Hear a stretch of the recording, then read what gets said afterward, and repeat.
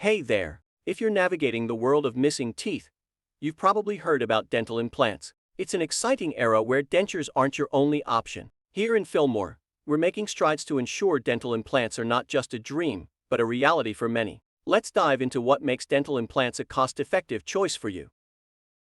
Understanding the true cost of dental implants begins with a peek behind the curtain of dental care costs. From my experience, the journey to affordable dental implants isn't about finding the cheapest option. It's about knowing what you're paying for. In Fillmore, we're committed to guiding you through this with clarity and honesty.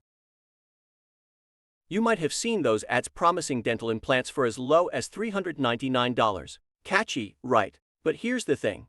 That price often only covers the implant post. A full dental implant includes the post, the abutment, and the crown. The real cost involves all three, and it's important to understand this to avoid any surprises. When we talk about the price of dental implants, it's not just about the implant itself. The quality of the materials, the abutment, the crown, and even necessary procedures, like bone grafting, play a role in the final cost. Here at Fillmore Dental, we believe in transparency. We include all potential costs upfront to ensure our implants are both high quality and accessible.